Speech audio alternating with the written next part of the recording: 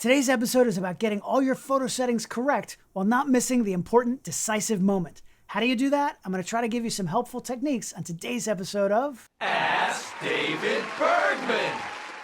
Hey there, everybody. Welcome back. Here I am, as always, answering your photography questions. Don't forget to go to askdavidbergman.com. Ask your photo questions right there on the site. I just might pick it to answer here on a future show. Now listen, if you do send in a photo question, let me tell you how to increase your chances of getting it picked for the show. I get a lot of questions. At this point, I have nearly 700 that have been sent in, and I can't thank you all enough for doing that. However, the reason I pick some questions over others is that I want to help as many people as possible. So the best questions to send in are issues that you think lots of other photographers are also having.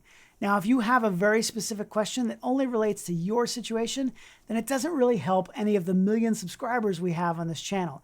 In that case, you can have a private Zoom consultation with me one-on-one, and I'll be able to help you out. I've got a couple of slots every week to meet with you if you want to do that. So either way, go to askdavidbergman.com to submit a general question for the show or look up my pricing and availability for one-on-one consultations. All right, let's get right to today's show with a question sent in by Elya K. And Elya wants to know, how is it possible to take time to get your camera settings correct but not miss the moment you're trying to capture? Thanks, Elya. This is actually a great question and something that photographers of all skill levels have to deal with. Henri Cartier-Bresson was a famous French street photographer who coined the phrase, the decisive moment.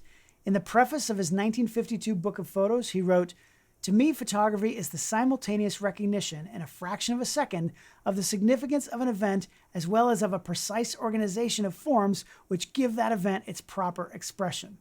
In other words, a single photograph can tell an entire story if captured at just the right time in just the right way.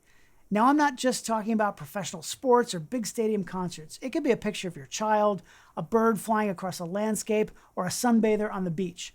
The position of a head, the angle of the legs, or the geometry of a scene, all of those things can make a big difference between just taking a snapshot or making a memorable photograph. Now, many photographers, myself included, we strive to capture the decisive moment every time we pick up a camera. Sometimes we're successful, and sometimes, well, not so much. But we're always trying. Bresson also said, "It's seldom you make a great picture. You have to milk the cow quite a lot and get plenty of milk to make a little cheese." I love that. That's such a fantastic quote. So how do you actually do that? Well, sometimes it seems like there are so many things to think about when you're taking pictures. Shutter speed, aperture, ISO, focus, lighting, composition, and on and on and on.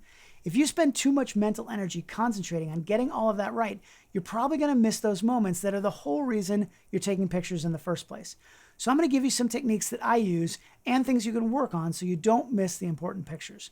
Now let's break it down into two parts, preparation and anticipation. Preparation is all of the things you do before the shoot happens. The first step is knowing your camera and all of the settings, from the basics to the advanced. The last thing you want to be doing while trying to make pictures is to be fumbling around with your camera. So take the time to learn. Watch videos, take classes, yes, even read the manual. I know you're not reading the manual. Make sure you read that thing so you know what every button does and what every function does. And of course, shoot as much as you can. The advantage of digital cameras compared to when I was learning on film back in the old days is that you can see the results of your work right away. Your exposure's not right, make small adjustments on one setting only and see what changes. Really take the time to analyze it and don't just say, it's good enough, and keep it as it is. Keep tweaking until you get it right, and more importantly, you understand why it did what it did. Another aspect of preparation is simply having the right gear ready to go. When I'm packing my camera bags for a shoot, I think a lot about what I'm going to be photographing and what I need to bring to capture the best images. If I'm doing a sporting event, I'm going to be bringing the big long lenses, the camera bodies that shoot the fastest frames per second, and a monopod. If I have a day off on the road, I'm going to bring just the lightest camera I have and maybe one wide-angle prime lens. For concerts, I always carry two bodies and two lenses, one with a wide angle and one with a telephoto. That's so when something is happening and I want to switch from super wide to super tight, I can do it very quickly and don't have to take the time to switch lenses on a single body. Now, besides knowing your gear, you also need to learn how to read the light.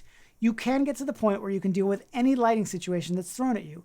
Without a camera in front of your eyes, just look around and examine the light.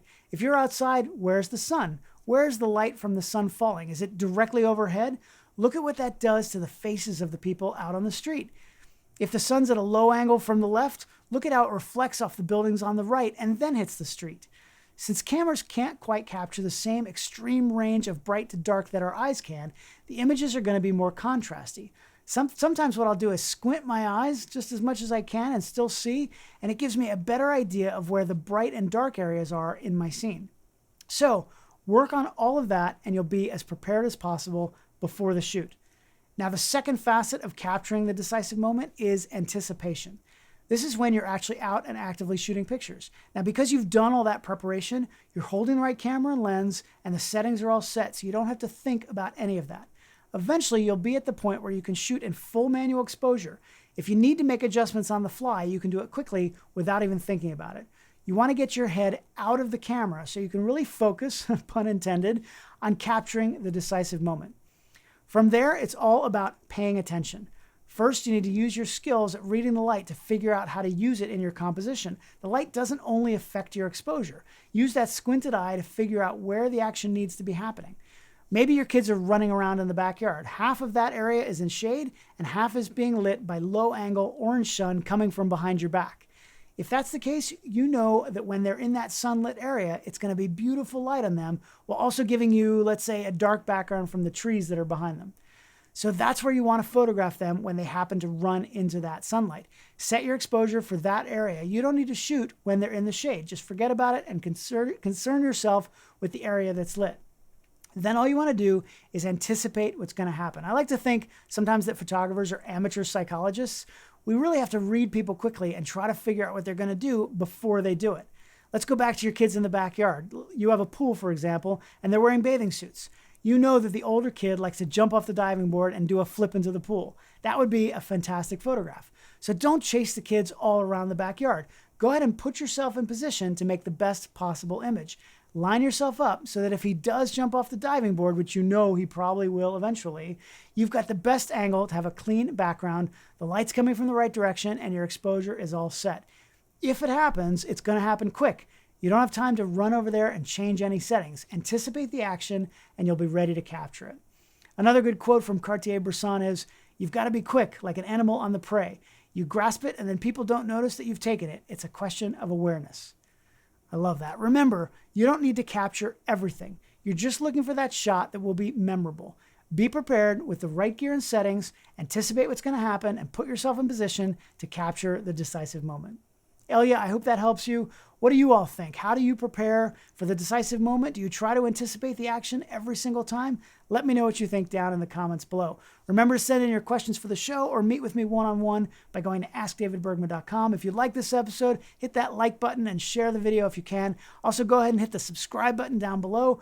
Also use that little bell icon so you won't miss any of the free photo shows from myself and all the other photo hosts right here on Adorama TV. I'll be back next Monday at 10 a.m. Eastern with a new episode and a new question right here on Ask David Bergman.